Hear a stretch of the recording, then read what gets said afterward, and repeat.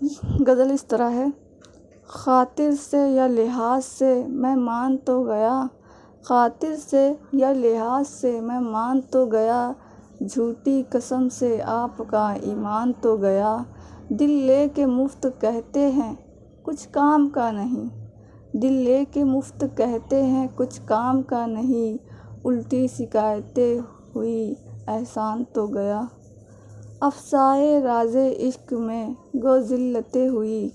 افسائے راز عشق میں گو ذلتیں ہوئی، لیکن اسے جتا تو دیا جان تو گیا، ہوش و حواس و تاب و توا داغ جا چکے، ہوش حواس و تاب و توا داغ جا چکے، اب ہم بھی جانے والے ہیں سامان تو گیا۔